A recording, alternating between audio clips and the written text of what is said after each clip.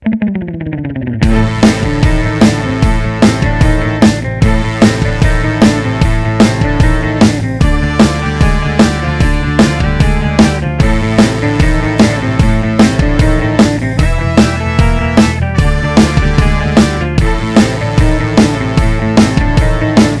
everybody, welcome to Campus Comics Cast, coming to you from Carbondale, Illinois, with special guests from the Campus Comics crew. And now, here's your host, the man with the previews in hand, Mike No.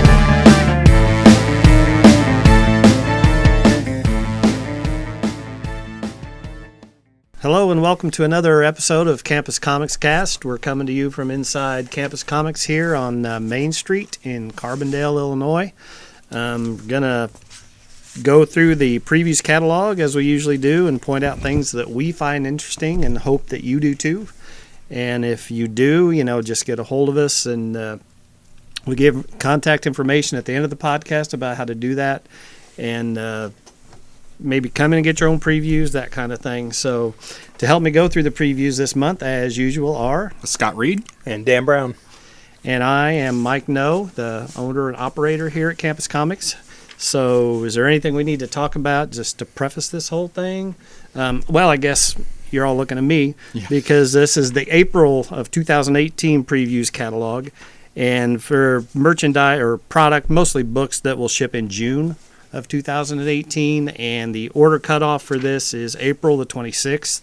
So if there's anything that you do want to check out, and you feel like it'd be a special order, there's so much stuff in here, there's just no way to have it all, unless we're Midtown Comics, and we're not. So, just let us know if there's anything that sounds interesting by April 26th, and we'll get that order in for you. So you want to talk about the change to the catalog? Oh yeah, this time? for sure.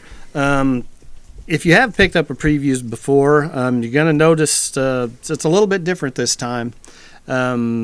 What they've done is kind of split the catalog in half, and there's two basic parts of it. And the first part of it is just called print, the print stuff you can buy. So it's comics, trade paperbacks, graphic novels, magazines, that kind of stuff is all in the front part. And then they actually calling it the flip, and you flip it over, and it's like the merchandise side of it, so you're talking about action figures, statues, any other kind of stuff. The Funko Pops are going to be in that second side, so a little bit different setup, but just like anything else, we'll get used to it.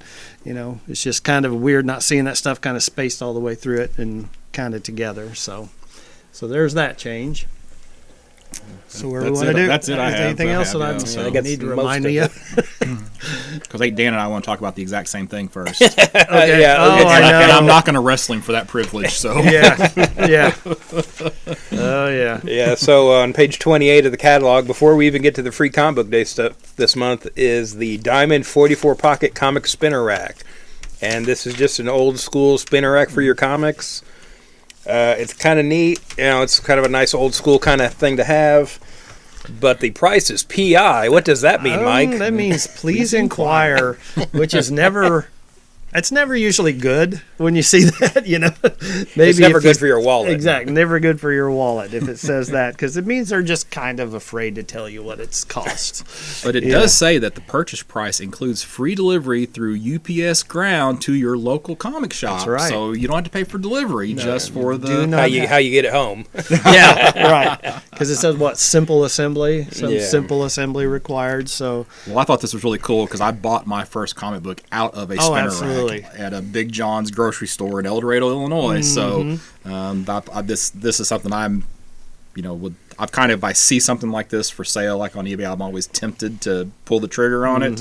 I don't know if I'll pull the trigger on it this time, but it is pretty cool. So yeah, the only thing that would have made it even cooler, really, other than a lower price, would be that one-word balloon in the upper right there. That's what I always associate as "Hey Kids" comics. So there's always sort of the toppers to them that have the different phrases on them or that logos. will probably be in next month's catalog. Right? Yeah, for the same price. Accessories, right? Yeah. Now, this is kind of a tangent, but I know there is a recent Kickstarter, I think it's still going on, where these guys are making the old school spinner racks with the classic toppers that's like so that. cool. And they're available in white and black. Again, I can't remember what the name of the Kickstarter is right now. They're not supporting us or anything. It's just a cool thing to bring up while we're on the topic. Yeah. I think that is around $300 for Okay. those. Yeah.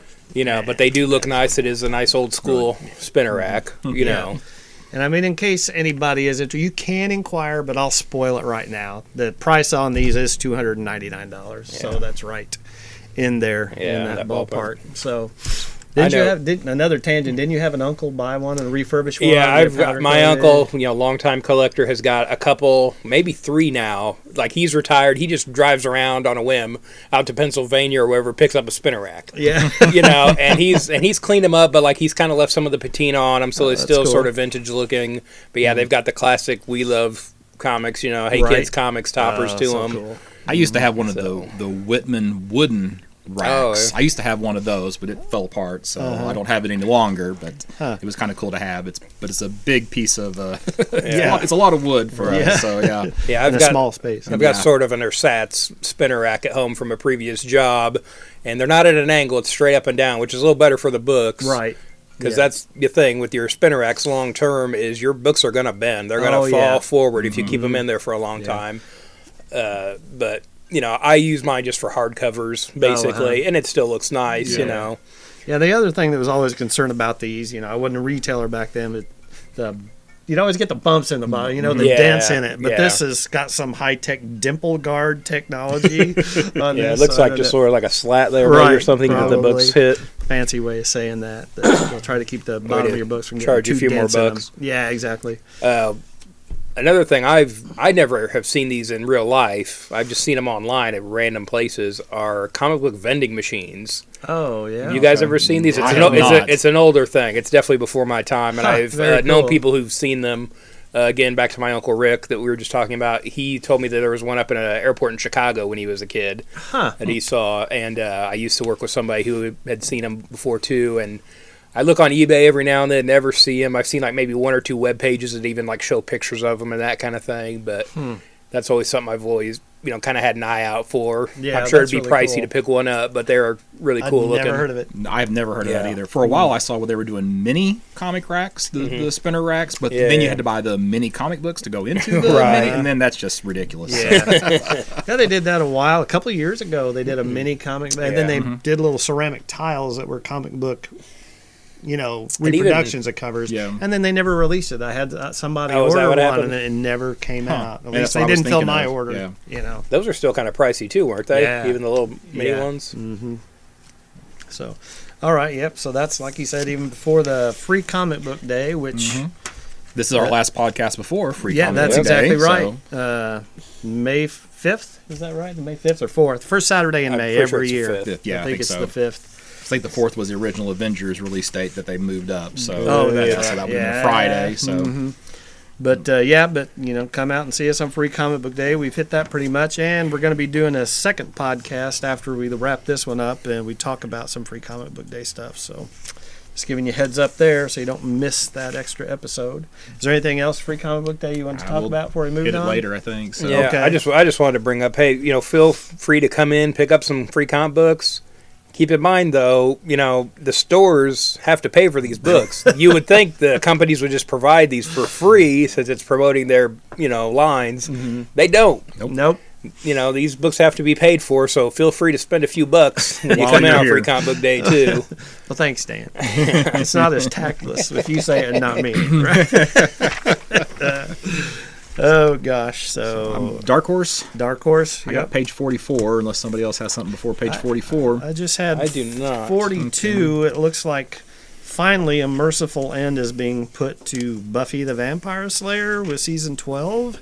So even the people that have been buying Buffy comics are like, this needs to end. Oh, really? Yeah, like this. It's not been very good. So it looks like they're going to start season 12, and that will be it. And it looked like a 4-issue series. Yeah, that's what it looks like. So if you're a completist, you've got 4 more books to get season 12, and then Buffy's done. Page 44 have Sword Daughter #1 from Dark Horse. Brian Wood is doing the writing on that title. Basically, it's a Viking version of Lone Wolf and Cub is almost how it sounds.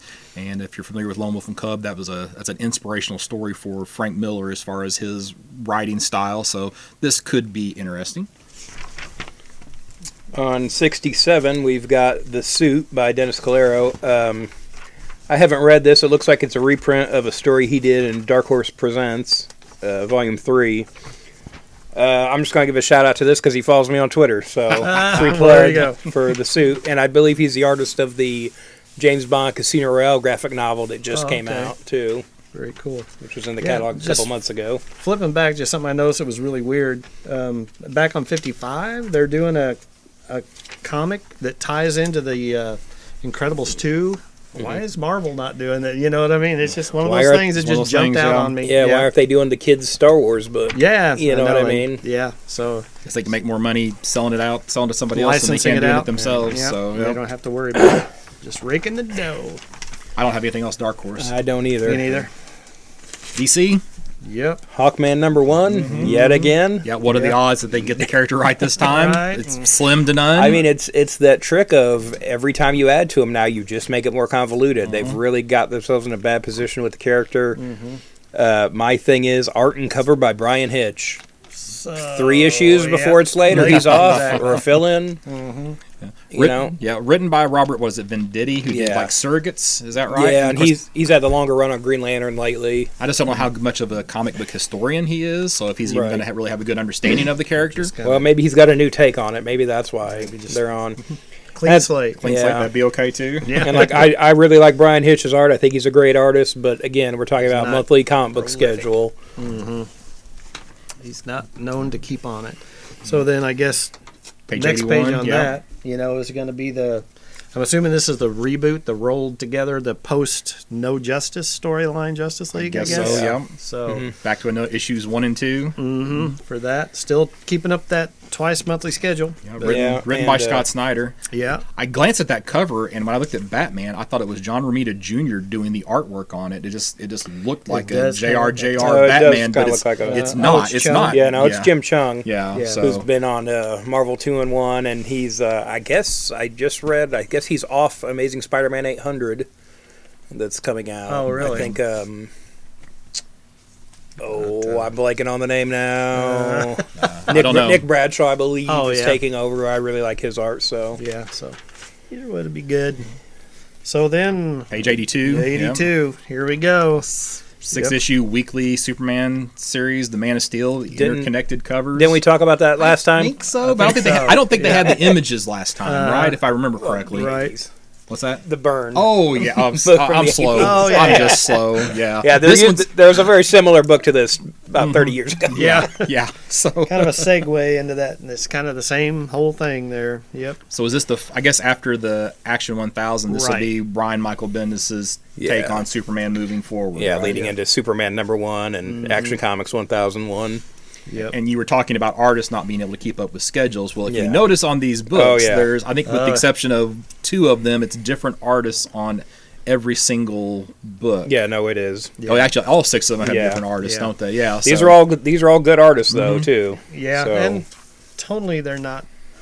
I just hope it doesn't jarring. You know what I mean? It's just Yeah. like switch art styles all the time. It just kind of And even kinda going takes from you a out different of the artist on the narrative. cover sometimes Yeah. to the interior art can be a little.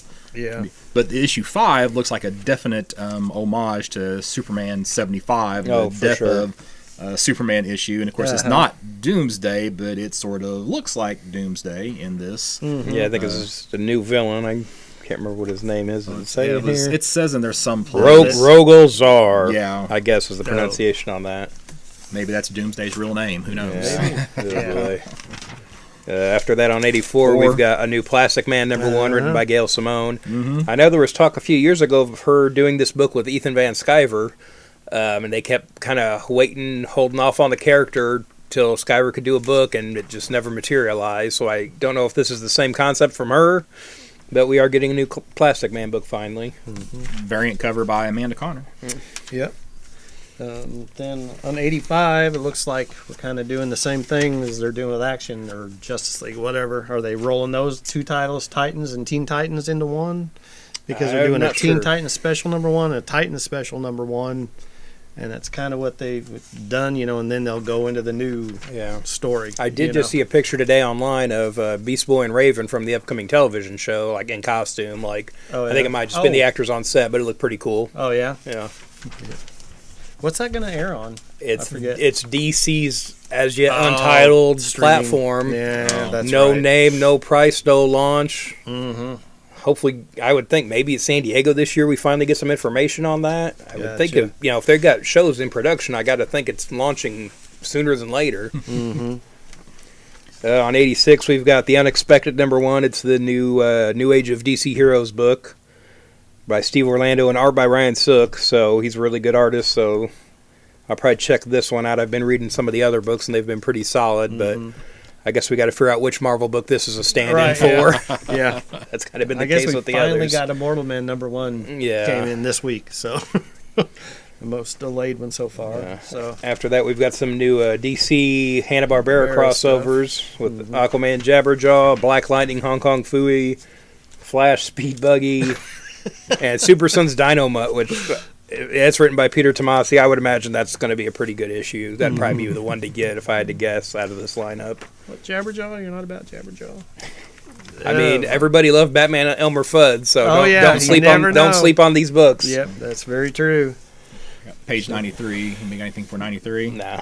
I, for whatever reason, I don't know why, but my Batman trades had not been reaching the top of my to-read pile, and all of a sudden, now I can't stop reading Batman. So if you're not reading Batman with Tom King writing it, it is definitely a book that you should be picking up. Issues 48 and 49 solicited here. The War of Jokes and Riddles was really good. You've got there was a nice Bane storyline, so definitely, if you haven't been reading those, come pick them up and trade, and then start picking up the issues month to month here with 48 and 49. Looks like it's Joker story coming to us. So And it's all kind of leading up to the wedding story. right, And after that, we've got a whole bunch of specials they're throwing at you. weekly one shots, Yeah. right? Oh yeah, yep. Prelude to the wedding is what they're all called. And so. I mean, down here in the corner, Prelude to the Wedding, Harley Quinn versus Joker #1. That'll be the one nobody picks up, and then Harley completists go back and get it. This will be the one that's $40 in a couple months or something, hard to find. and just one of those that flies under the radar. Yep. On 97, we've got the final issue of Bane Conquest, and this is by the original creators of the character. It's been a good miniseries. I've been keeping up with it. I know years ago, Chuck Dixon commented in an interview that him and Graham Nolan had several Bane stories they wanted to come back and tell. For whatever reason, DC wasn't interested at the time. Apparently they are now with this book, so hopefully this is done well enough they can tell some more of those stories. They really are the creators of the character. They're also kind of the best barometer of the character. There for a while they kind of got off track with him, but they kind of steer everything back when they get a hold of this character again. Give it back to those guys. They write the shit. Yeah. And I'm not saying nobody else can write Bane. Obviously, Tom King did a great Bane. But sometimes you just go off on weird tangents when you have so many voices. But even with Tom King, it was a very different Bane Yeah. story. So yeah, On page 111, anybody got anything I for don't have that? anything till 145. Okay, so. we've got the Immortal Men #3, another one of the New Age of DC Heroes books, and it looks like we've got an appearance from the Batman Who Laughs from the Metal storyline, and I heard this character was going to kind of go on past the series. Gotcha. So it looks like he's showing up here. If you are really into the Batman Who Laughs, it'd be one to pick up. Okay. I'm at 135. I'm at 133. Go right ahead. We've got a trade of Batman Death and the Maidens. This was a miniseries Greg Rucka did years ago. It's a good story. I'm not sure why it's in print right now, but it does bring up Nisa. It's her introduction. It's Ra's al Ghul's other daughter, and so it's sort of about her. And then at the bottom of the page, we've got the Batman Teenage Mutant Ninja Turtles Deluxe hardcover, collecting that miniseries. Which has been a pretty good read from what I understand. Yeah, the second one, that's going on right now has been really good too. Oh, yeah. Well, good. It's keeping it up. Well, I'm on 135, and that's just the DC Universe by Mike Mignola. I like those when they collect all the, a lot of the works. Yeah. They've done Mike Mignola in this one. They just did. Who was it? Brian K. Vaughan. Yeah. It's on the shelf right now as we're right recording. now. Yep. So, yeah, I like it when they do that. Just kind of get that writer. So if you're a fan of a certain writer and they've done some DC work, chances are you'll eventually get a collection of that stuff. And it looks like a lot of these collections here too from DC are like July 4th, July 11th, July 25th. So it looks like they're advanced soliciting some of these. Yeah. So if you come in the store in June looking for them, they may not be here yet. Mm-hmm. That's true. There's also a new printing here on 134 of Batman Thrill Killer, which was a cool Elseworld story by Howard Chaykin and Dan Brereton. Mm-hmm. It's sort of a 60s Batman kind of story that's not the Adam West 60s Batman. Yeah. It's a more, for the time, contemporary kind of story that was really good. And I think it's kind of overlooked, but it's a really good story worth checking out. You were talking about advanced solicited a month later. Did anybody notice, jumping back to those Batman Prelude to the Wedding one-shots, these are retro solicited? Oh, what does are that they? even mean? When are they out? Are they out So it's like like, in May? yeah, June 27th. I don't understand what that even means. Some of them are on sale May 30th, so that's probably Probably the that's- first one. yeah. yeah, that's probably what that retro is then. solicited. Yep. So it's just that one. So okay, never mind. I'm losing my mind. But I just saw that and I was like, that's different. Oh, 139, we've got a new trade of Superman for All Seasons. Good stuff. So, yeah, right there. And then there's Superman Blue Volume 1. So I assume that this means they're going to start collecting the Superman Blue story And from the and 90s. the red one, too. Yeah, Superman Blue, Superman Red. Getting every version of the character out there for this 80th anniversary. And For better or worse. Yep. Whether good or not. Page 145, I think this was solicited last month, but just throw it out there again. Batman The Dark Knight Returns Gallery Edition. So if you want to see kind of DC's take on the original art style size print, it's a little pricey, but would still be pretty cool. Mm-hmm. And 147, that is Yes. just creepy. Isn't that just That is disturbing? just creepy, so... Yeah, so What do you mean? yeah, what we're talking about is a life-size bust of the Joker, and it's the interpretation of Academy Award-winning makeup artist Rick Baker, who did like the 70s con. What else did he do? He did like some random stuff, but he was the go-to guy back in the day whenever they wanted, and it was like more about physical effects instead of CGI stuff back then. He was a guy that, did he do like The Howling and or American Werewolf in London? I think he did American Werewolf in London. Yeah. I feel like anything I say that's going to be, that's Dan Winston, not Exactly, Rick Baker, right. Yeah. Mhm. That's So why I anyway. don't take risk on saying stuff like that. Yeah. So, so on top of it being insanely creepy, and I can't imagine anybody wanting to own this, the prices, is affordable. Yeah, but there are two versions as well. Yeah. There's an Ultimate Edition and a Standard Edition. I guess what the Ultimate Edition is closer to his original sculpt or something like that. Yeah. It says it's created using his molds. What Okay. they're using for the other, I'm not sure A what that mold means. of the mold, obviously. Yeah, like If he sculpted this, usually that process, what that is they'll take the clay sculpture and make a mold of that, and then he'll cast it in resin and Right. do some tweaking on it. So it's probably from his original molds of his clay sculpture, and then they. so you just think use- there might actually be some detailed difference in there, Probably. There like probably could be. subtle things. And there's Yeah. definitely some paint differences in Yeah. the two as well. So, but yeah, if you want to see something creepy that may cause you to lose sleep at night, you need to come in and look at the picture For of sure. this, because there may not, nobody may want that once they see it. That's- I mean, it does look nice. My question is, you've got some real subtle paint variation going on in the face and the features, and I was like, I wonder how close that's going to be to the real thing. to reproduce it. yeah, to get those kind of But did subtleties you see the in run? there. It's only like 50 pieces of that Ultimate Edition, or 150? Or the standard is only 150 pieces, and Yeah, the 50 Ultimate numbered Edition is pieces, 50. 50, yeah. So they're only making 200 total of these, both versions. So if they sell all 200 at $1,000 to $1,500 a pop, they're still doing okay Yeah, on them. I think they do all right.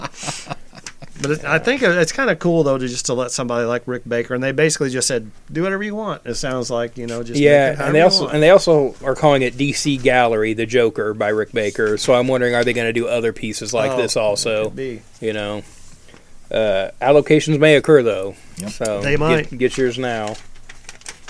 Early and often. Mm-hmm. On 149, we've got the latest statues for the new Teen Titans Yeah, I piece. think that wraps those sets up. That setup. Yeah, we got Kid Flash and Wonder Girl in here.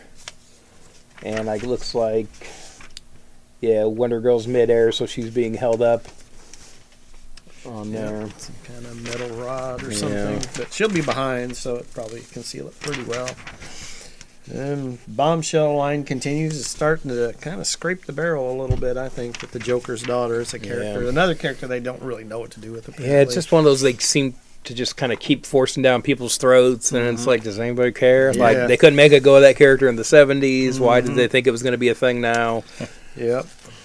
I don't know if they just thought they'd trade in on the Harley Quinn, Yeah. fandom, or Possibly. where they Confuse thought- them between the two characters. Right. yeah. I don't know where they thought that was You going. like Harley Quinn? You want to mash together? Here you go. Yeah. So, I'm done with DC, so yeah, you guys pretty much finish am up. too. Yeah, so IDW. IDW. 159 is what I've got. So I'm at 156. okay, go ahead. Well, 157, I guess.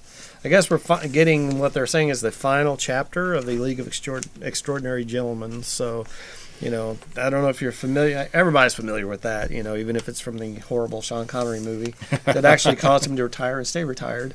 But it is the final chapter of that, and it is from Alan Moore and Dave Gibbons, the original. No, Is that Kevin, right? Kevin Kevin O'Neill. O'Neill. Yeah, sorry, Yes. the Watchmen It on that. probably is because Alan Moore says he's got X number of stories left and he's done. So I guess Okay. he's probably ready to be done with that. Okay. And I guess he's ready to move on. So I've seen this sort of advertised as their last book. Like, really? I don't know. Like, I don't know if that just means together or if like this is it for both of them. Uh-huh. Because I feel like both these guys are probably well off enough they could walk away from this. I'm Yeah, sure probably Alan do. Moore's been that way for a while. Yeah. But yeah, it'll be Yeah. interesting to see if this So you're actually is saying like their this last is- work. last work together or individually, either one. Or you Maybe, say, I'm not either one, sure, not sure. what that implied. page, Gotcha. page 159, you've got Teenage Mutant Ninja Turtles body count. So as I understand it, this is a little bit more mature take on Raphael and Casey Jones. I didn't actually read this. This is a reprint from, I guess, what, the 90s Ooh, story? yeah, this is a while back. Yeah, so it goes, but it's written by Kevin Eastman. Has some art by Simon Bisley, so it's a little bit different style art than what you're used to seeing on those characters. So it's going to reprint the 4 issues of that series from whenever that was originally I released. think the copy in here even says with his little dose of the classic ultraviolence or something like Yeah. that. Yeah. So a little bit of 90s sensibility there. Yeah, there you go. So On 165, we've got Star Trek New Visions. It looks like, and this is a book that John Byrne does. That's sort of a photo comic where he takes images from the old TV show, makes new stories out of them. It's been a really good book. It looks like this one is dealing with the attempted spin-off show, and I can't think of the character's name now, but I think it was Robert Stack that was playing him, and it was going to be like a spin-off show about like sort of like sci-fi elements, but like in present, 60s present day. But it looks like they're kind of flashing back to that story, and it looks like they're going to be talking about World War III and the eugenics wars, which I believe is what Khan was supposed to have come out of in Star Trek continuity. So that might be a cool issue to check out. It's always fun when they kind of go back and deal with some of those plot lines that they never were able to pick up on the show, and creative ways they get around not having likeness rights with some of the actors. Somebody in shadow. Yeah, there's a pipe placed right in front of their face or something. page 168, just because it's probably the last time that I'm going to be able to mention this for a while, is we have the Rom and the Micronauts trade paperback. So these stories have not been great, but I just like these characters. So, and they're doing the trade of the last series, and we probably won't see Rom or Micronauts for quite a while moving forward. That's all I got on IDW. Yeah, me too. Image. Yeah, looks like we're starting off with the Magic Order #1, the new Mark Miller book, and I believe this is the first of the books he's making in conjunction with Netflix. Yep. So there will be a show or a movie or something coming of this, I'm sure. So I was surprised there wasn't a Netflix logo on the cover of the comic. I was really expecting something like that Yep. too. I wonder if there will be on the actual book when it's when on the it's actually shelf. on the shelf. So, but that's 'Cause I don't think there's an image logo on there either, is there?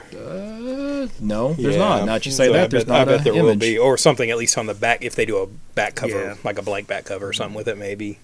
And But there yeah, are- I'll be surprised if there's not a Netflix logo on there. Yeah, there are 3 different covers for that book as well for the completist out there, including actually 4 because there's a blank variant because I guess you'll want to get one of these characters drawn onto the cover. No, it's the cover they may disappear. Oh, yes. Ha ha, ha ha. Ha, Abracadabra. Yeah, and if you want Mark Millar, you got to pick up his books now because he's basically said he is done with DC and Marvel. So this is what we're getting now. 204. 204 Stellar #1. Whenever I looked at this, it just reminded me of like I can't remember if it was Eclipse or Pacifics. They used to have that Alien Encounters comic book, which was just like sci-fi anthology. This is not an anthology book, but just the artwork and the style and the cover just absolutely brought me back to those books. So. Yeah, and this is Brett Blevins drawing this, who's been around for quite a while, but I've never seen him like do a full color thing like this. It's usually just pen and ink, and then a colorist. But yeah, this is really some sort of fully formed work from him. And like it took me a while to I saw the name, but I'm like, is it the same guy? It took me a little bit to realize yeah, this is him. This is his style. It's just he looks like he's handling the coloring and everything on this. Yeah, it looks like it could be interesting. So, well, after that on 206 we have Bloodstrike #0. Can't get enough. Taking it back to the 90s. Yep. And this book definitely will be. This is Michael Fife, who does Copra. And I read an interview with him where he's talking about this book, and he is picking it up where it left off. This was one of Image's team books. They had so many of back in the day. I know at one point they whittled this down to one guy. One guy ended up being Bloodstrike instead of a team, but it looks like we're back to the team here. So we were getting a 0 introductory issue, and then number 23. He's picking up the old numbering and everything. Right. That's crazy. So I'll definitely be checking this book out. Well, you will be the only one, probably. I think Copra has a pretty good following. I doubt I'm the only one picking this book up. I'm going to say this is your ROM. This might be. And again, I'm not a huge fan of Bloodstrike to begin with, but just his involvement gets me interested. They had some sort of gimmick cover that was like heat sensitive or something to your hand, and they looked like it had blood on it, kind of thing back in the day. Yeah, some crazy thing. I know at least one other guy in the store will pick that up. He's picking up all these Image reboots of those old characters. Well, speaking of 90s throwback, we'll go do a call here to Matthew Miller, who's been posting a lot of artwork on his Instagram and his Facebook page. But not too long ago, he did a rough 90s character called Pouches, and he tagged Rob Liefeld in it, and I guess he either shared it or something. But then like 2 weeks later, Rob Liefeld makes a character and posts a sketch of a guy with a whole bunch of pouches. Just called The Pouch. Yeah, I called it something like The Pouch or something like that. So it was a little lawsuit. little ironic there. So coincidence, I'm sure. One's funny, one's not. Yeah. It was an homage. Yeah, to Matt. Yeah. Page 213, Dissonance trade paperback #1. I bought this first issue, and I don't even remember if I read it or not. But I'm probably going to pick up the trade because it's a sci-fi looking style book. It says alternate world where Earth is populated with powerful human spirit hybrids called Phantasmin. So I'm probably going to pick this up just for the sci-fi element. So that's available this month from Image. And that's all I've got in Image. We've got Oblivion Song #4 listed in here. #1 has come out. I believe 2 came out today as we're, the day we're recording this. I picked up the first issue. We sold out here in the store, right? Yeah, we did. First one. It's a decent story. It's a typical first issue anymore. It's like you don't really know what's going on, but it looks like it could be an interesting concept. They seem to be on track here with @4. I saw somewhere where Kirkman was commenting that they have 12 issues done and ready to go before they even launch. So he's serious about keeping this on time and at least having it come out for a while. For at least the first year. Yeah, exactly. Covered for that. 2 trades worth. Yep. And I would say in spite of sales, but I think the first issue did pretty good. Yeah, So I don't think that's going to be an interesting issue to for see him. what #2 does. Yeah. A lot of people, especially with Kirkman, everybody's looking for that next Walking Dead. I mean, it's pretty much what everybody's looking for a lot of times with Image, let alone Kirkman, So. Right. 233. Are you past 233 yet?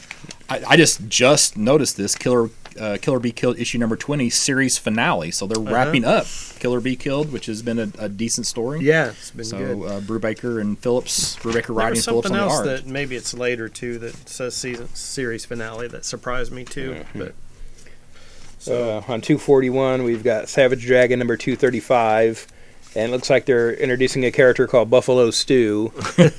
Apparently, Buffalo Stew does advertise. That's it for me with Image. All right, yeah, I think I'm done too. Boom. Was it Boom Actually, next? No. Dynamite's next. Because, the alphabet. Actually, oh yeah, I don't have anything in Dynamite. Oh, so. yeah. And actually Yeah. Marvel will be before Boom, so yeah.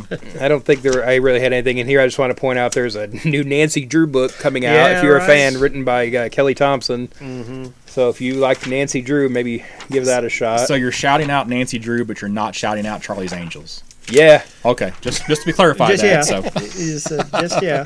FYI, there's a Charlie's Angels #1. Mm-hmm. Moving on. That's it for me in Dynamite. Yep. You guys. No, I no, don't have I'm anything. good. Now, I don't have anything else in Dynamite. So So on to Boom. what was Boom Boom, before? Yeah, okay, it is. Yeah. I'm confused with the new layout. Yeah, I was thinking it is. Marvel should Take be a- in here Yeah, someplace. and I can understand. I don't know. I feel like it should start with Boom, but what are you gonna do? Because didn't Boom used to be in the back of the Yeah, book? So yeah. it used to be So do we I need to think do so. Marvel Then here before we do Boom, or do we need to jump back? Or Where are the Marvel pages in here? Because there's always the couple pages that Yeah, show like the the statue or merchandise, something. Where'd they even put that? I don't know. Oh boy, Yeah, not sure. Still not familiar. technical difficulties. Yeah, but You can tell how well we plan these things in advance. Right. So. Yes, we're Well, this great. I mean, Boom's the last thing, and then there's not a spot. Oh, on look, here. Marvel is- Marvel is- 247. Marvel is right in front of Boom. Yeah. Okay. So, All right, so we want to move on to Marvel. let's just finish Boom since we're here. Okay, so Boom, Planet of the Apes Visionaries, Rod Serling. We've got a graphic novel adapting Rod Serling's original script to the Planet of the Apes film. It's adapted by Dana Gould, who's big, comedian, big time Planet of the Apes fan. Does stand up as Dr. Zaius in character. I mean, just the fact that somebody cares that much about it, I think this will probably be worth picking up. Sort of an alternate take on the original Planet of the Apes film.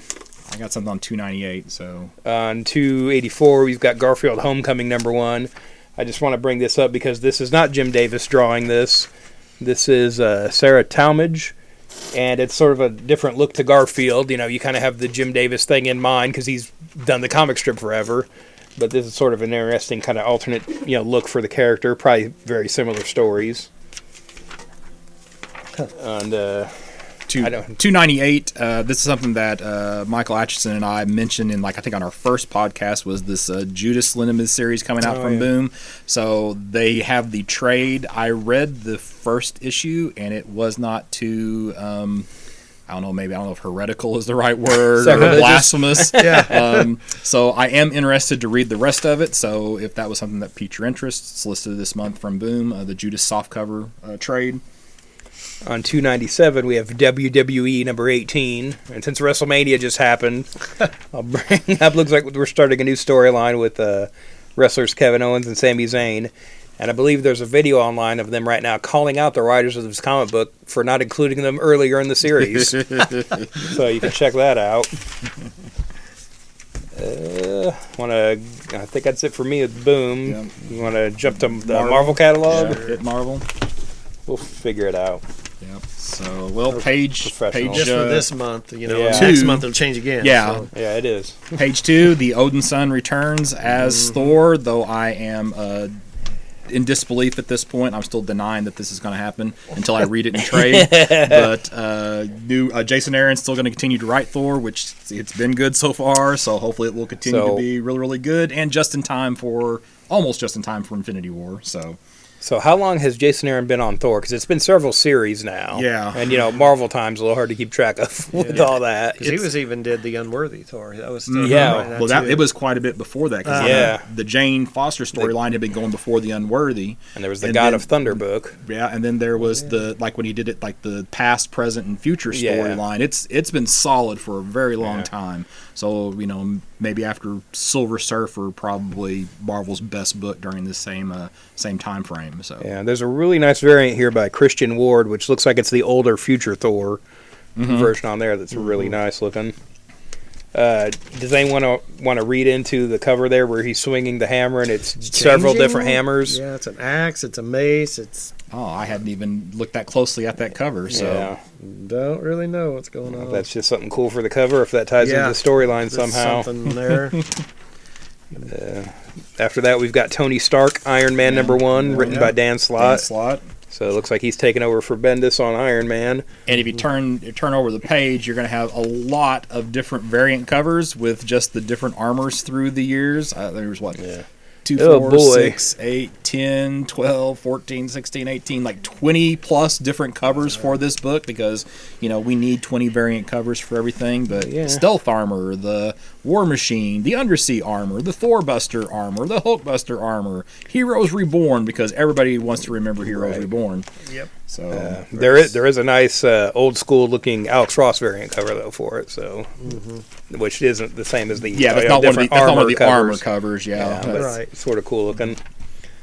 Page 10, you got Immortal Hulk #1. The only thing I mention that one is there's a Dale Keown variant cover possibly available for that book. Yeah, there's also a really nice Clayton Crane one who I really liked his work on Carnage and stuff like that, but just a real sort of intense looking Hulk there, and a nice Alex Ross cover with Hulk coming out of Bruce Banner's grave. Anything to say about Deadpool #1, Scott? Nope. Yeah. Nope. I will have one comment about Deadpool here shortly. So, Okay. Well, it's written by Scotty Young, who came into the store one time. Yes, he did. So- He did. Page 16, I would normally dismiss this comic book, but we have Ant-Man and the Wasp #1 and 2 5-issue series, written by Mark Waid. Yeah. So, and just in time for the upcoming film. So that could be something. So I know a lot of people were speculating when Chris Samnee was leaving Captain America that like him and Wade might be moving to DC on something. Since Samnee still hasn't announced what he's doing yet, I wonder if Mark Wade's still doing all this stuff for Marvel, kind of lays that to rest Mush. as far as them staying together, or will he work for both companies on several things? Who knows? Let's see. Page 23. There you go. Okay, so I threw up in my mouth a little bit whenever I saw this. But Sentry #1. So if there is a character in the Marvel Universe that I like less than Deadpool, this Really? is It would the be- character. Really, this Just Yes. because of the Superman analog, It's or because he's just a complete total Superman ripoff character. Yeah. So and they already had Hyperion they could use for that, and then they've added Blue Marvel I think is basically for the most part is they don't need this character in the Marvel Universe. So Bellamir's but writing it. it's still that's not going to be enough for me. So yeah, I just Doesn't assume this redeem character the stayed character. gone. But if you like that particular character, and I don't know why you would, but I don't understand Deadpool either. there's So there something you for go. everybody. Exactly. So 25, Doctor Strange, Mark Waid. We're mentioning Mark Waid's name quite a bit here, so which it does bother me because I think wasn't Jason Aaron writing this as well, or am I thinking of somebody else? No. I think Jason I Aaron's think- been I think writing. so. He did a while back, and then somebody else took over. I Yeah, forget, okay, yeah. so but at least the first, I'm like on the 4th trade of that series. I think it's still Jason Aaron at that point. So Well, it's a fresh start now. there we go. fresh So start. but it is Mark Waid, so we it's got that going for it. So Oh, real quick, back to Thor. I just saw where C.B. Cebulski was talking about issue 706, saying it will make you cry. And I feel like he was talking to you, Scott. Talk to me. It'll probably be like the last issue of Silver Surfer, Yeah. so that will rank right up in there. So, and there's also what is it at Valhalla's Gates or something? It's like a one shot that's coming yeah. out really soon. So yeah, it may be. I'm a sure rough that's just a coincidence. coincidence. Yeah. I'm still in denial. So is that the first stage of grief? Or Denial? something. Yeah, that's Yeah. it. Okay, I'm So- still there. so you're working through it. And it's not yet. I'm still in the first stage. On page 42, we've got Peter Parker, the Spectacular Spider-Man Annual #1. This kind of caught my eye because it's written by Chip Zdarsky and it's drawn by Mike Allred. Mike Allred did a Untold Tales of Spider-Man Annual #1 years ago that I love. It was a story with Spider-Man and the Fantastic Four, and in the back had a recipe for Aunt May's wheat cakes in there. So, and I think I had that signed, and it's written by Kurt Busiek, and I had it signed by him and Allred. And I think Joe Sinnott might have done the inks on that too back in the day. But so this kind of reminded me of that, so I'll probably pick this up. On 801, we've got Amazing Spider. Not 801. Issue 801 of Amazing Spider-Man. Looks like it's Dan Slott's last issue. Kind of a nice Marcos Martin cover there. I don't have anything till 54, so Ooh, that might be before me. Scott. Well, I just thought it's another number one issue. So if you want your 70s and 80s flashback, if going back to the 90s is not far enough to go back for, you have Dazzler number 1, or Dazzler X Song number 1. So new costume, new look for Dazzler, except for she still has the Star Flash tattoo, blue eye thing going on. But there, that's not much really to say there. Back on 52, we've got this month's True Believers entries, and it looks like they're all Ant-Man related. Spoiler warning on some of those. If you Yeah. aren't familiar with who the villain is going to be in the Ant-Man Wasp movie. Yeah, and then one of these, the Marvel premiere, it looks like they're calling it Scott Lang, the Astonishing Ant-Man number 1. That's the first appearance of Scott Lang, which I've got, which turns out has shot up in price Yes, quite a lately. bit. So probably, as these usually are, is a cheaper alternative to the real issue. Is it the first Scott Lang, or is it the first Scott Lang as I'm Ant-Man? not sure. Was it if he I ever couldn't showed tell up you. before? I can't. I was It's trying definitely first Scott Lang Ant-Man for Right, sure. Okay. I'm not I sure can't remember if if he he- showed up before that or not. Yeah, I couldn't tell you. And I haven't read that book for probably 20 years. Well, probably the good one though there is the True Believers Ant-Man, the Incredible Shrinking Doom number 1, which is like the first Hank Pym appearance. Oh, is that what that is? Yeah. Oh, is Yeah. that where he's actually fighting the ants? Ants, yeah. Back in the day, okay. And then like I'm surprised they didn't do like 2 or 3 issues later is where it's the first time he's in costume. Yeah. And then they missed another opportunity to a couple issues after that is the first Wasps. Now maybe they solicited was there a True Believers first Wasp last month? Do I remember seeing that? I'm not sure. I don't remember. First, was she in Ant-Man? Is that where? Well, no, she was in Tales to Astonish. So it was like Yeah. 44. I think 42 was the first Ant-Man in costume, and I think 39 was the first Hank Pym. I could be off a couple issues on my numbers there, which is okay. Well, I guess it says right here what it reprints. Well, no, that says reprinting Marvel feature number 4 underneath that Astonishing Ant-Man. So maybe that's Yeah. the wrong. It looked like the cover of the. I may just be totally off. So Yeah, because it looks like he's in costume on that. If you got to these are really small graphics we're looking at here, so we really got So yeah, it is he is in costume, isn't he? So that's just zoom it's just, in there. Okay, my bad, my mistake. That should be one of them, though. You would think. would yeah. think. Well, maybe they did solicit those last month. So Maybe. That's the other thing too. We've got one of reprinting Avengers 223. Now that's the iconic cover of Ant-Man on Hawkeye's arrow. which was from Civil War. So Yeah. Does anybody know if that story's any good? I've never actually read that book, but you see I- it come up all the time because of the I cover. bought 2 copies of that book like a month ago, and I didn't read either one of them. Oh, I just bought them for the cover. So So everybody buys it. yeah. On cable 156, or I'm sorry, X cable 158. We've got a cover where they're kind of going through a building, fighting what looks like a giant tapeworm or something. I'm not sure what that is, but it's sort of an interesting cover. What page are you on?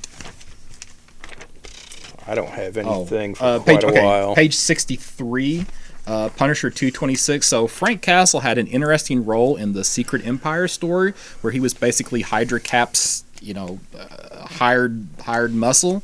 So, well, now he's going to go out. It says, after being used by evil Steve Rogers during Secret Empire, Frank Castle is out for revenge. So apparently they're going to resolve some storylines from the whole Secret Empire, and Frank Castle's going to be going out after some super bads, and the first person on the list, Baron Zemo. So he's out of the War Machine armor, moving forward, and so I thought this was an interesting sounding storyline, especially if you enjoyed the Secret Empire storyline. 68.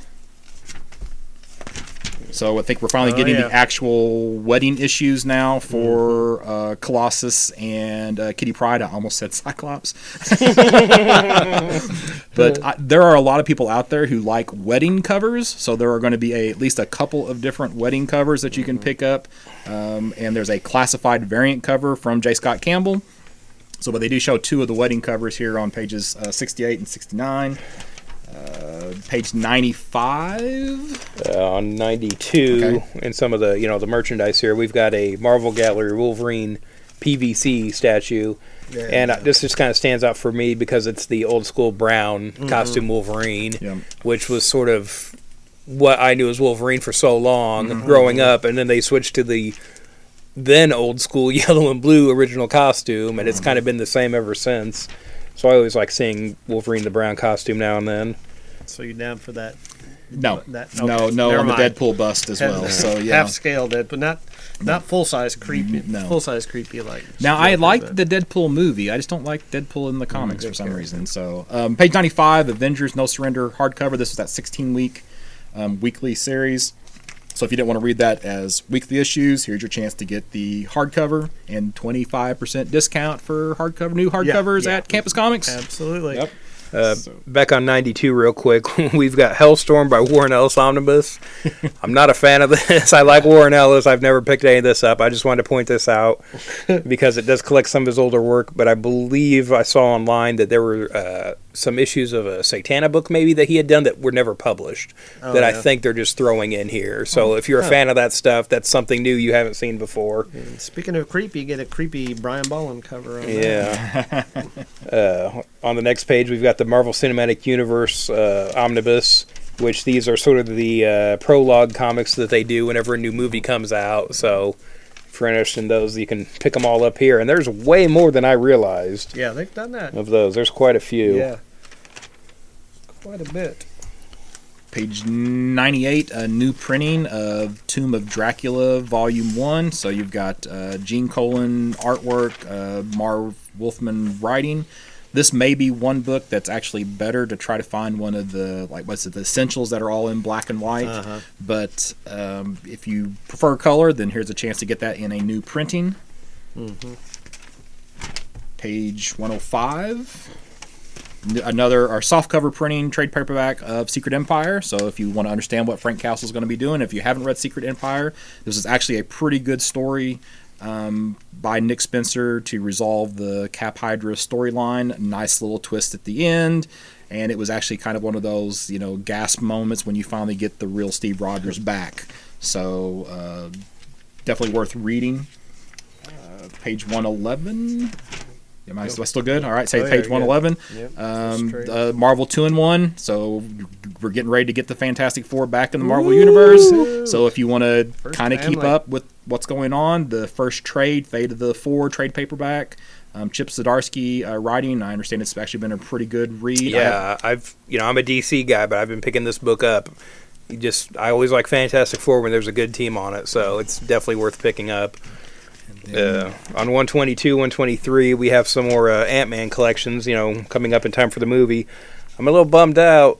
We've got all this Ant-Man stuff coming, and we have nothing from the Irredeemable Ant-Man book for a few years ago that I really liked. And again, that's another character. It's a different version of Ant-Man, but just a solid 12-issue storyline, series. They probably don't want to promote that aspect of the character right now. I was surprised they didn't take from that for the movies. Really? Because it was so funny and just, different. And maybe the third or fourth movie for Yeah, Ant-Man, maybe. when they're running out of ideas. yeah, and I think me and a friend also pinpointed a character in one of the Avengers movies that could be Scott O'Grady, that version of Ant-Man in S.H.I.E.L.D. Oh, yeah.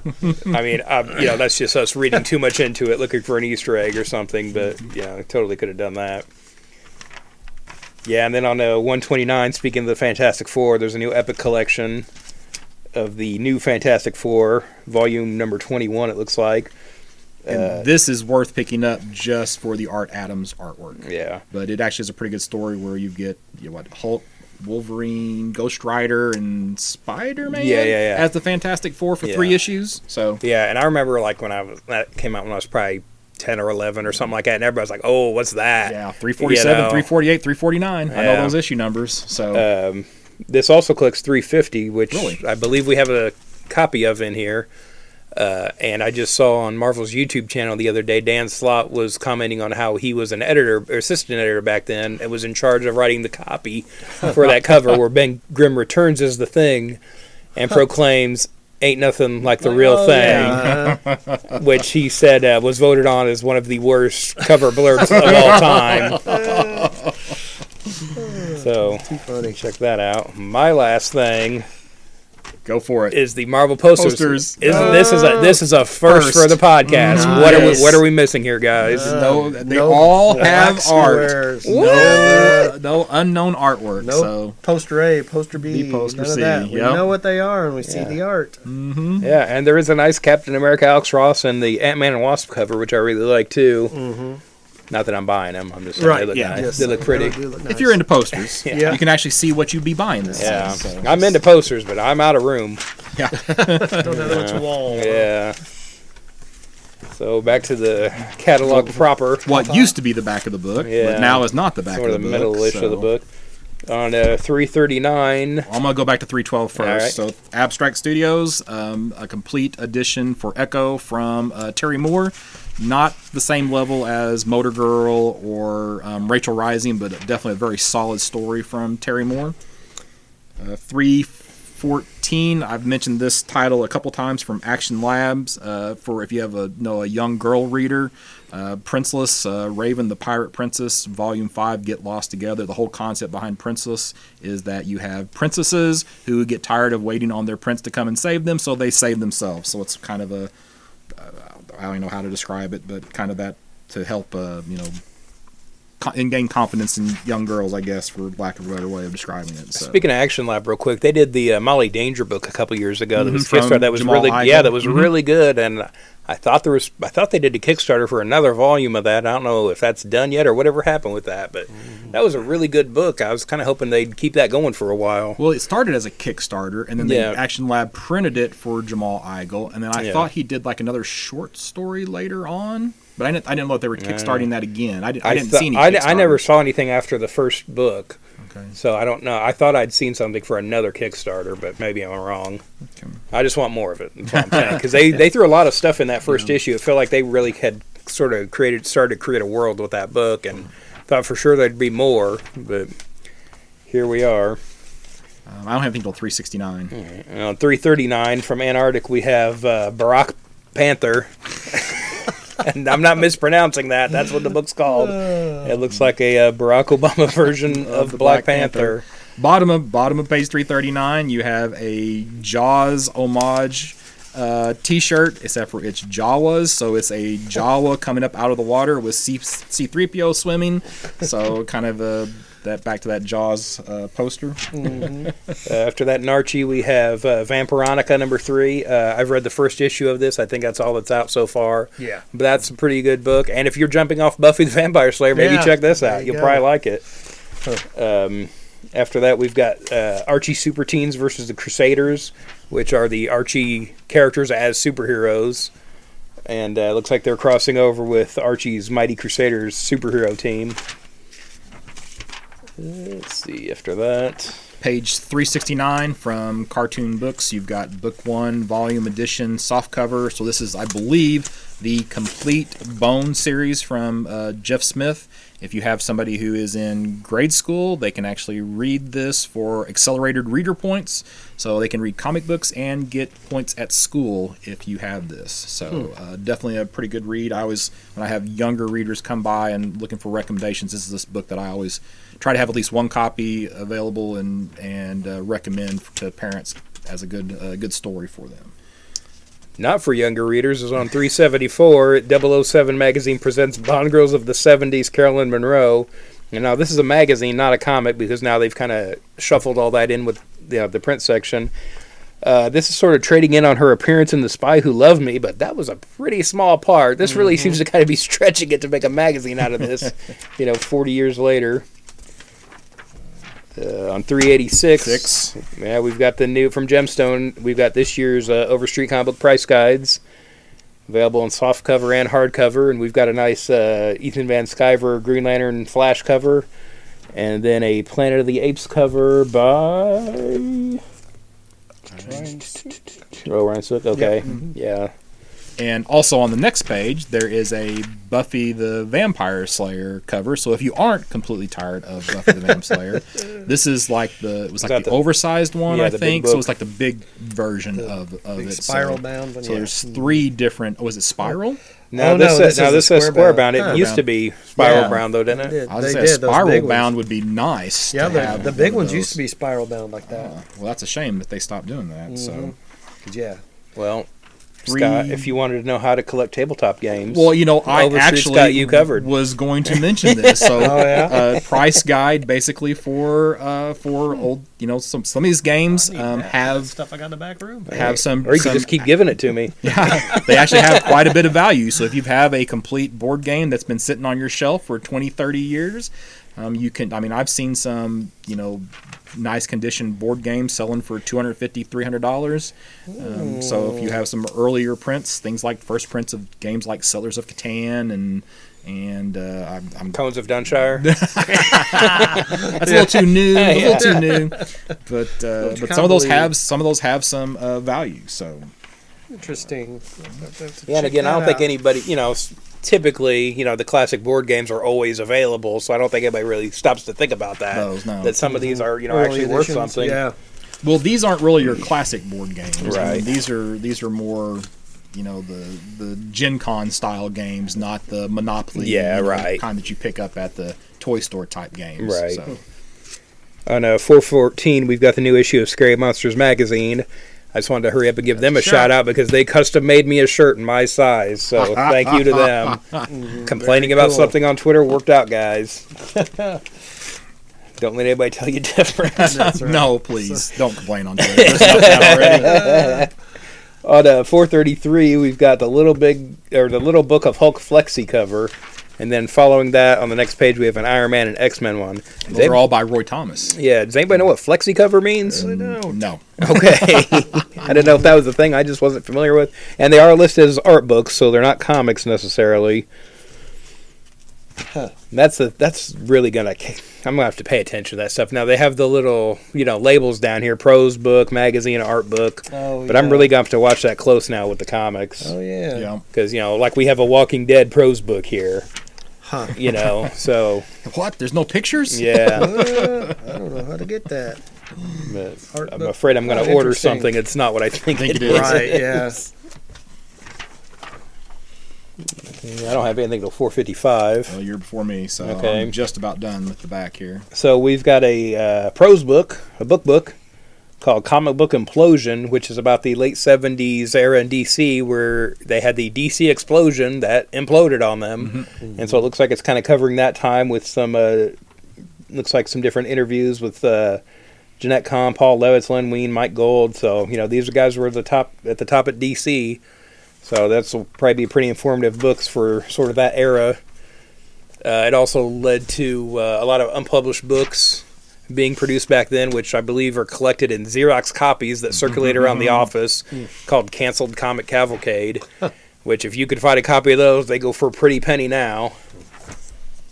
On 520, anything before then? 519, I think it's probably just the same thing you want to talk about, which Yeah. is just this is your chance to pre-order your calendar for Calendars, for next year, and anymore they put like the last 4 months of the current year into these Yeah. calendars, so you can start using them a lot sooner. You don't have to wait, but there are pages and pages of calendar. Well, I guess not that many. Four pages of calendars in here For so. June 2018, it's a lot of pages of calendars for 2019. Yeah.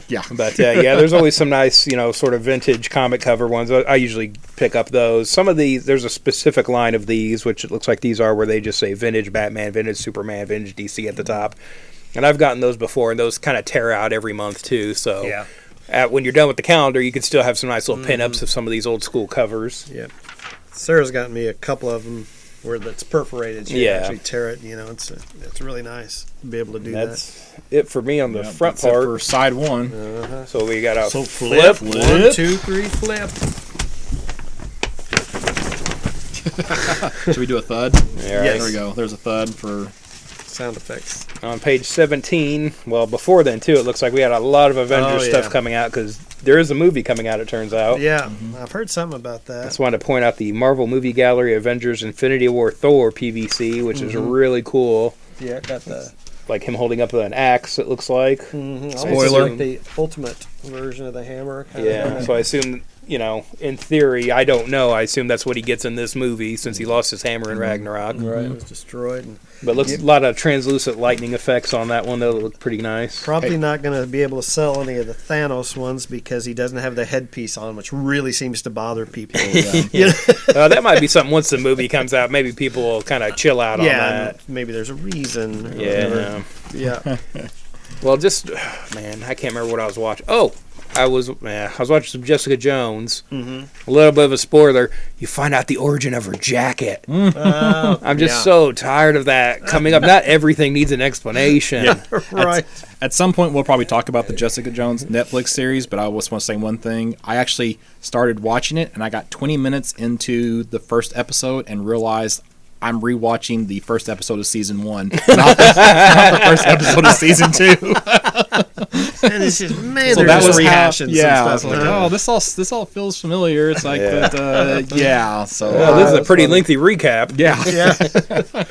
Well, I didn't remember Carrie Ann Moss being in the very first, like one of the very first really? scenes in the very first Oh, episode. yeah, So I I thought, thought oh, well, okay, so she's back. But no, that wasn't it. That wasn't the So, case. Yeah, it wasn't the case. So, So. after that, there's a nice Iron Man Hulkbuster statue for Infinity War 2. Looks pretty cool. Yeah. Now, again, this is not PVC. No, this is sir. resin, so they'll set you back $300. Mm-hmm. And after that, on 19, since we didn't get the blacked out posters, We get the blacked out. yeah, we get the Which blacked is out so- action figures. Yeah, but we get the blacked out action figure of the Spider-Man, but the previous page you see a full color reveal of the statue. So, okay. And there's a big surprise. I guess that's, we got Teenage Groot, but that can't possibly be Teenage Groot on page No. 19 Right. there. So Oh, well. Yeah. Marketing. Yeah, Yeah. 21 is that Wolverine statue I mentioned earlier. I guess DC is getting into the old Diamond Selects gallery game there. DC's done a few of their own statues at that price point, but I guess they're gonna Diamond Select's gonna start producing some too, and they're starting it out with a rather solemn and angry looking Superman. I like my Superman a little bit more. And it doesn't have to be Positive. super smiley, but he doesn't have to be scowly all the time either. call out to Matt Martin, because he went up to C2E2 last weekend, and at the DC forum, they were actually passing out red underwear. Apparently, right. Yeah. They said the trunk. They were like boxers. It said with a gold waistband. It said the trunks are back. Yeah, Stitched across the back of them. So, so I thought that was kind of funny. On 31, we've got the Batman Red Rain statue. oh yeah. This one kind of irks me a little bit because this is actually based on the art of Francesco Frigavia, who I really like. He's a great artist, but it's a Kelly Jones story. Right. Why can't we get a Kelly Jones Red Rain statue? Gotcha. Yeah. Yeah. So yeah. I don't really have anything until the 100s in this section. Okay. So Well, on 38, we've got some new Transformers Generations Power of the Primes. These are actually out in stores now. It's one of those things that retail gets before the comic shops, but these are pretty nice looking figures. I guess I don't know if this is the new cartoon they're doing or just the new toy line, but there's a really nice Optimus Prime, and there's a nice Hot Rod Rodimus Prime if you're a fan of G1 stuff too. That looks pretty nice. On 46, we've got some new X-Men Kotobukiya statues. Sort of looks like they're based on the 90s cartoon. 'Cause that is, I'm pretty sure that's straight up Beast Pose from the opening credits of that. And And a nice Kotobukiya Iron Fist statue too. They're 1/10 scale too. Those are pretty nice. on 40, the next page here, we've got Marvel Universe Play Arts Kai Cyclops action figure. This is just sort of a original, really cool looking sort of armor design for him. I like a lot of these concept designs they do for these, figures and stuff. Man, $150. Oh yeah. That's really pushing it with some of I those. really like it, especially if you have more than just one or two of those. Yeah. On 51, we've got some Batman Ninja figures from the upcoming DVD cartoon from SH Figure Arts. And we've got a Batman and Joker from that look, they're pretty detailed designs. The figures look pretty nice. Those are only $60, so a little more affordable, I guess, if you're into that. On 62, we've got some James Bond figures. They're sort of resoliciting the Goldfinger assortment, and now there's a Live and Let Die set with Roger Moore. Again, really nice figures, and I would buy these if they weren't $250 a pop. Yep. I mean, that's the thing. A lot of Bond merchandise is pretty high end. They definitely want you to throw down the money for this stuff. But It looks like they're like Hot Toys level stuff with tailored suits, actual cloth costumes, and stuff like that. So but that is out of my nice, price. but Right? you pay for 'em. They look great. I'd love to have all these, but probably not going to happen. And after that, on 63, we have a lot of looks like some Lupin the Third figures coming out from the manga and anime. And it looks like some of them have color and black and white versions, so they probably look closer to how they look in the original manga in the black and white. And again, there's only $25 for those figures, so that's about what you'll pay anymore in a store for an action figure.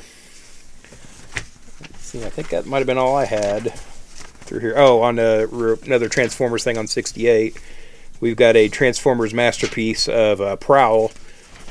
And if you're familiar with the Masterpiece line from Transformers, that's sort of like higher end, really well sculpted, articulated figures that they make. I've got a Masterpiece Optimus Prime from years ago that's really nice. They kind of really hold up. Page 116. It's a shame these won't be out before the movie, but you've got some Avengers Infinity War poster T-shirts. Apparently, Groot and Thor team up is going to be something in the Infinity War, because there's I've seen several times we have those two characters together throughout the catalog. So, and then on 118. There are some Doomsday Clock T-shirts where you have some Rorschach blots, which I thought were kind of nifty. Plus, there's the Doomsday Clock cover of Batman looking at Rorschach's journal, which I thought was kind of a nifty shirt as well. Back on 95, we've got some Batman the Animated Series pint glasses and magnets. So they got, looks like probably some more of the merchandise art from the series back then, and maybe some character models and things, but, kind of cool. Kind of classic animated series versions of those. I think that's all I had for the merchandise section. All I've got too. Yep, I think I'm good.